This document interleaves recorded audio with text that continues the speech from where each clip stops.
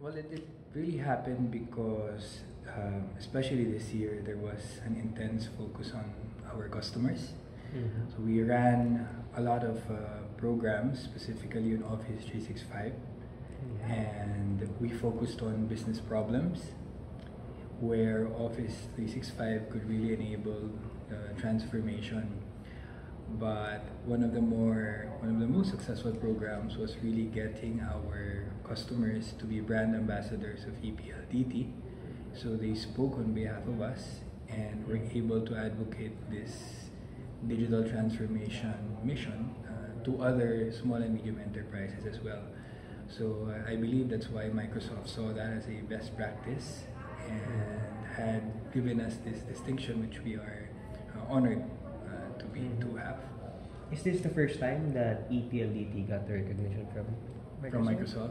Yes, well, ePLDT has been a cloud solutions provider. In fact, we've been #1 for the last two years, I believe, and consistently in the top 10 in Asia Pacific. But this is the first Partner of the Year award. Okay, so ePLDT, when it was born in the early 2000s, it was at its heart a data center company. So we sold data center services, but through the years, apart from expanding our data center footprint to 9 data centers by the end of the year, we have also gone into managed IT services, cloud, big data and analytics, and especially recently, cybersecurity. Well, data centers are, yeah, you're right. They're the early manifestations of cloud. Because when we speak of cloud, there are really different types. So there's cloud that's public cloud, which we are all familiar with. Microsoft Azure, Facebook is public cloud, iCloud is public cloud. But there's what we call private cloud, which enterprises use. So these types of private clouds can either be in the premises of our clients or in our data centers. The main difference is that in a private cloud, it's really accessible only by the company. Okay. So in some industries where data is sensitive, that has to be the solution that you provide, correct? It has to be a hybrid solution. Hybrid solution. Yes. The way we try to consult with clients on which we call it workloads to put on the cloud or on premise or in private cloud is the sensitivity to their operation, the type of workload. So for example, if it's email, which is considered non-core, even the BSP is saying that's okay to put on public cloud, because it gives agility and it gives efficiency. The very first one that we were able to scale was Office 365. So the services we provide are onboarding, migration, as well as managed services around it. So there are clients who do not want to bother with managing their mailbox space and managing their IT resources. They outsource it to us. We also are a partner for Dynamics 365, so that's enterprise resource planning and CRM. That essentially allows automation of processes within the company from manual to automated. And we are also building our Azure practice, so that's for their public cloud, as well as Skype for Business. I think it's very relevant, especially for our market, because we can now shift the paradigm from products, separate products like Office 365, Windows 10, and EMS, which is their security suite. It used to be that we had to be the ones to integrate all of these to make it relevant to clients. Now that Microsoft has done this integration, it's much easier to solution sell to small businesses and enterprises, rather than look at individual products. So it's exciting because it will shorten the sales cycle and it solves a lot of business problems in one go. Because the package is more comprehensive. Right. It's linear, it's all there in one package. Correct. It's all there in one package and it's integrated. The challenge before was that if you had single products and you sold them separately, it takes a lot of education and a lot of time to help them understand how it all works together. Unlike now that it's all in one package and all integrated. Isang explanation na lang. Ito, ano natin. Right. There's one explanation and there's one clean message.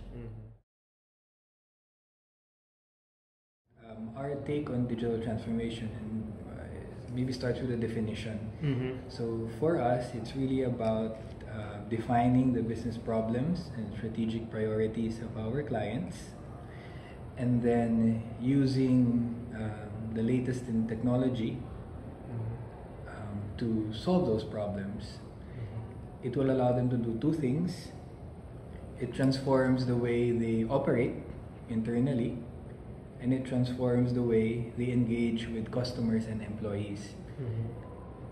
In the end, the objective of digital transformation is not just a new system, a shiny new system, but to help them redefine customer experience. The challenge really of digital transformation is that it doesn't happen overnight, it happens over time. So there has to be a lot of planning involved, a lot of leading the change with them. And from what we've seen, and our COO communicated this in the last DigiCon, successful digital transformation really has 3 C's behind it.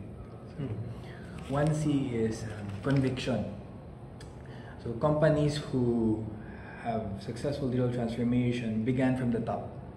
It can't be that the company will have to struggle from bottom-up approach to digital transformation. Leaders should be convinced that they need it.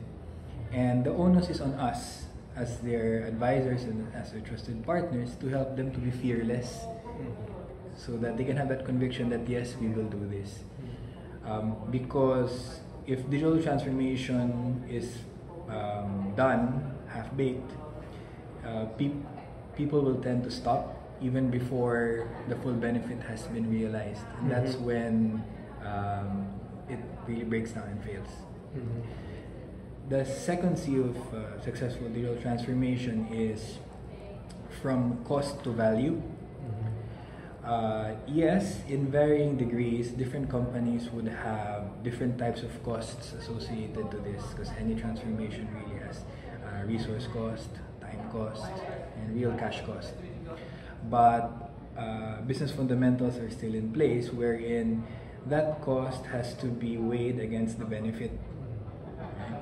And in today's day and age, it's no longer a question of do we need to transform, it's really a question of when. And companies that do it faster realize the value and the benefit earlier as well.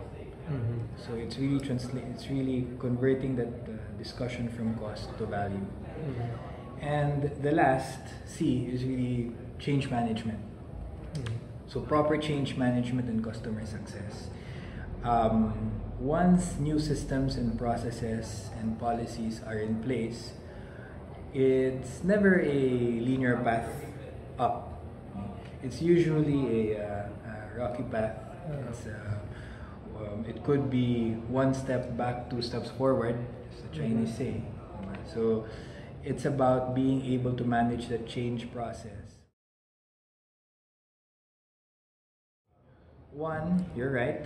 There are old processes, there are old mindsets that need to be changed, and that doesn't happen in one go.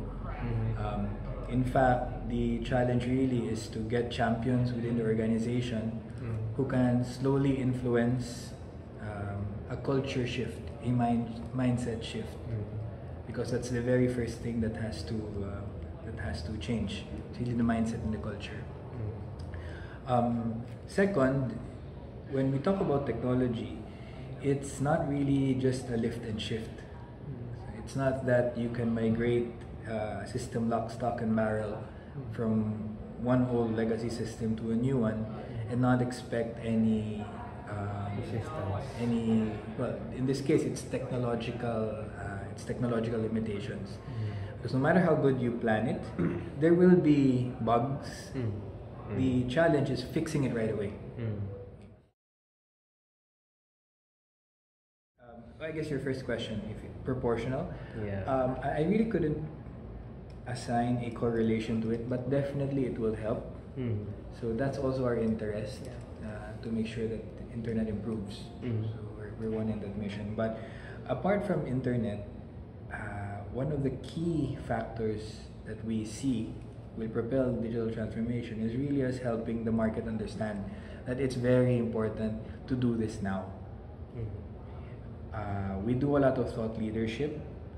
We do a lot of market coverage on that, because the challenge of our country is that there's always that willingness to change, but a lot of companies are scared to do it because they don't know how. And that's where we come in to help them in that conviction.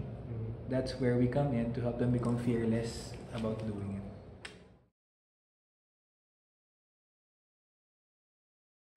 Yes, definitely, because if we look at adoption of digital transformation, I don't have the hard stats right now, but the Philippine market is still new to it.